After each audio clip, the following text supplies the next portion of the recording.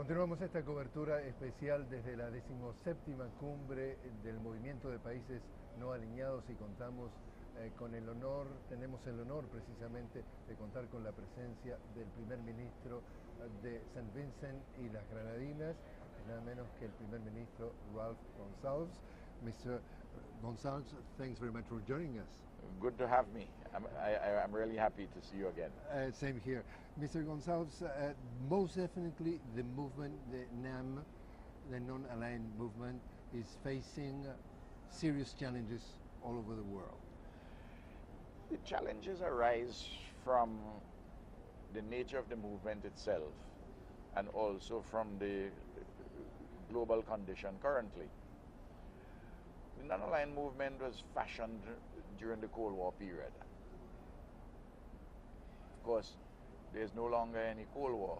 Correct. No USSR. Yes, but there's still forces which are in quest of hegemony, of global hegemony. And you have not to be aligned with those forces. Even though because you're on the same earth, you have to engage them nevertheless.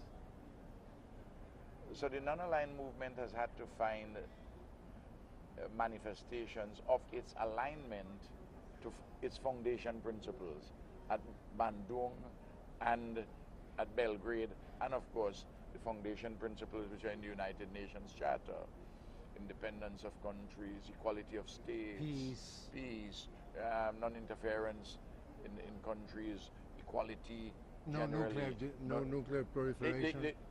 And multilateralism as a guiding principle of operation. Now, the current condition in which all those principles have to be applied. It's a world in which, in terms of the economy, it's a kind of casino capitalism, which where there's a financialization of capitalism, meaning that it's derivatives upon derivatives, which are not actually connected to the production of real goods and services. And that easily gets out of whack. And the revolution in information technology facilitates that evermore. So you had the meltdown in 2008, which swiftly metamorphosed into a world economic recession beyond the financial. And in that context, you have tremendous inequality, you have insecurity, then you have cross currents of concentration of wealth. Then you have cross currents arising from different approaches of different segments of world civilization to particular problems, giving rise to extremism in one form or the other, in religion and terrorism. And when we talk about terrorism, we must remember that this year, October, would be 40 years of a modern form of terrorism in the Caribbean, that is to say the blowing up of the Cubana aircraft off the coast of Barbados, killing 73 people. So that when we talk about the terrorism, we mustn't believe that it is something just new, only that it has a particularly virulent form at the moment. And the alleged responsible, Luis Posadas Carrion, is walking in the streets of Miami today. So I've been advised. So and then human beings, as I made the point at the conference when I spoke earlier this afternoon, the human beings, we are in danger of making the world not habitable because of man-made climate change. It's not an issue just of nuclear weapons or killing off people in one way or the other. I mean, in 2050, which is just 34 years from now, we would have to be feeding 3 billion more people. The population is now 7.5 billion worldwide. It would be 10.5 billion then. Food, water, desertification is taking place, global warming. It's certainly going to be on present track in excess of 2 degrees Celsius above pre-industrial levels. Now, if we don't do a corrective of all these things now, in 30 years' time, we are going to find a world which is even more dog eat dog, fighting over limited resources, warming of the climate. We have the potential, if we are not careful, Homo sapiens, the species, of destroying ourselves by our own negligence and greed and lack of concern and solidarity for other human beings. So this conference is taking place at a time when there's a confluence of all of these factors, making the world far more complicated than ever before. And then you have people still fighting 20th century battles, like for instance, the pressuring of Cuba still through the blockade, despite some tentative moves by Obama. The problem of with the Palestinians and the Israelis and people who back the Israelis and not permitting a two-state settlement. What you call 20th century issues. And then, of course, the attempt to interfere in Venezuela, in your internal affairs here, the judicial and parliamentary coup against Brazil, a popular elected government. And while all of these things are happening, there are these large matters of our survival. I don't want to sound apocalyptic, but the fact of the matter is this: there are real big issues which we need to be cooperating on, all of ourselves. But the powers that be, many of them, deny climate change in the United States of America. The Republicans say it doesn't exist. One candidate is saying it's rubbish. Correct. There's nothing called climate, man-made climate change. Yeah. And the other candidate says, yes, there is. But we do nothing. But the steps towards that, compromises have to be made with capital and so on and so on. And the Caribbean, especially your country. Small islands. But it's a very respectable and definitely a lovely place. We're talking about St. Vincent and the Grenadines. It's also having the challenge of the banking issue as a danger or such a threat. Well, you see, the point is this. We all agree that we must fight money laundering and that we must fight the financing of terrorism. But that has grown into a situation where they want to shackle your own financial institutions in such a way by making the competition very unfair. When in fact, our banks, all the big issues of money laundering or financing of terrorism, none has come out of the Caribbean. They all have come out of Europe and they've come out of North America. Correct. But yet, the impositions are placed on us, making it more difficult for us to do ordinary banking business. So it's a threat. It is a real difficulty. And of course, if there are no corresponding banking relations, your commercial banks are reduced really just to savings banks. It affects trade, it affects the payment of remittances, all kind of international commercial activity will slow down. And well, now the non-aligned movement is starting a new era, three new years or 3 more years with a new presidency. Yes. Expectations. Well, I've read the draft declaration, which would be adopted tomorrow.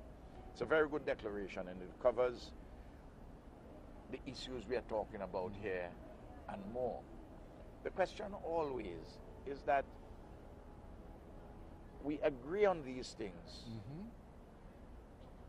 and at this forum, but some of the very states which are here, when they go to the United Nations next week, several of them would backpedal on some of the very issues on which they have agreed upon.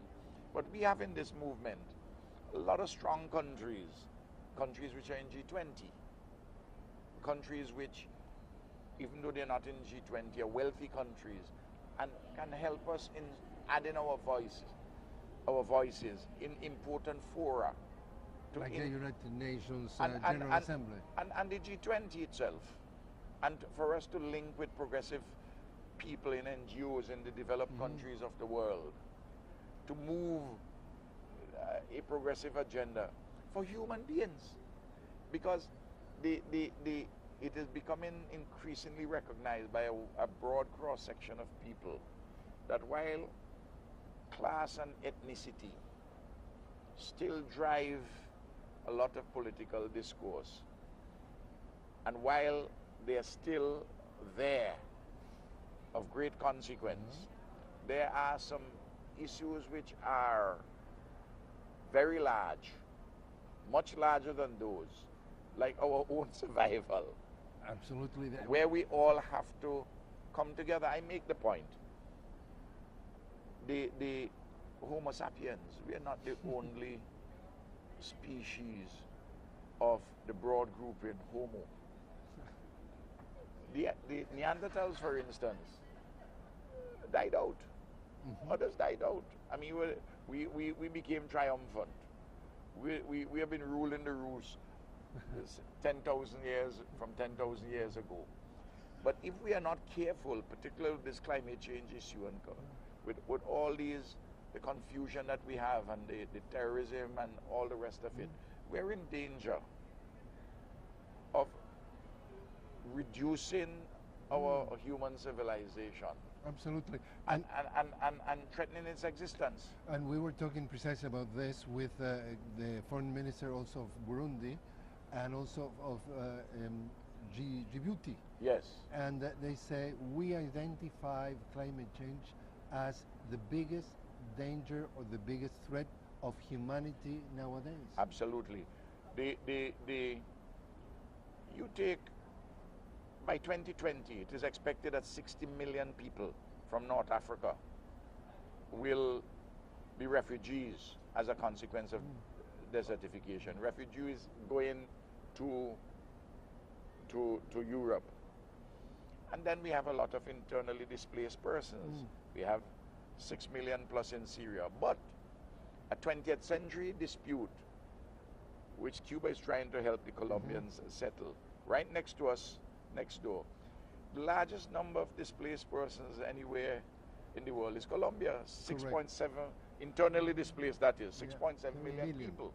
So they are the huge global problems which we talk about, and still a hangover of a number of 20th century issues. That is still lingering there. They're lingering, and we need to solve them because we have to recognize the threats, the big global threats which hang over us. How much, if you would, the big, if you want, superpowers, if you want to call it like that, that basically are the veto power of the Security Council, are really ruling the world? Well, you see, let's take the United States of America. Noam Chomsky has a book called Who Rules America? Or Who Rules the World? And the fact of the matter, the presidency is still powerful, the Congress is powerful, but big global capital, they're driving the political economy in the US, correct, in Europe, and we are seeing reaction against that. The candidacy of Trump is in part of that reaction, of Bernie Sanders, but in a different way. What happened with Brexit, the rise of right-wing groups in Europe, and also at the same time, the coalition of progressive people saying, hey, like the non-alignment countries. Yes, that look, we got to do something different. So, Mr. Gonsalves, just to finally, what would you like to see in this final declarations that could make you go back home more satisfied, or go to the United Nations next week? Well, all of the things we are talking about are touched upon one way or the other inside of the declaration. What we have to do is be serious about what we declare and carry them out, all of us, with a certain earnestness, with a certain consistency. It doesn't call for any set of dramatic ideological posturing. It calls really for just seeking the truth from the facts which are before us and be very sensible in going forward. Sometimes you may hear President Obama talking on climate change in a wise way, and then nothing happens. His hands are tied. voluntarily or involuntarily, I don't know. No, but it doesn't move ahead. It's not moving. Ahead.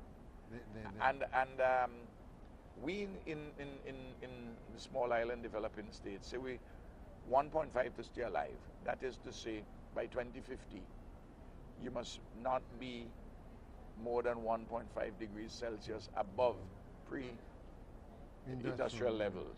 Now, in Paris, they said 2 degrees Celsius, but the commitments by the major emitters will take us between 3 to 4 degrees Celsius above pre-industrial levels. A lot of low-lying areas, including in the United States, would be wiped out. So that we are facing a real, serious, cataclysmic challenge. And we have to rise to it, along with the other things that we have spoken about, emerging from the inequalities in the world and poverty and so on, and the population increase and the greater demand for food and water. But we can do something about it. Let's do it. That's the point. And that's one of the reasons why we're here. Mr. Ralph Gonsalves, was a real pleasure talking to you. Thank you very much. Thank you very much. God bless you. Thank you very much. Same to you. Thank you. Estábamos hablando entonces con el primer ministro de precisamente San Vincent y las Granadinas, el señor Ralph Gonsalves. Ahora continuamos entonces con ustedes y seguimos con esta cobertura especial de la 17ª cumbre del movimiento de países no alineados aquí en Isla Margarita.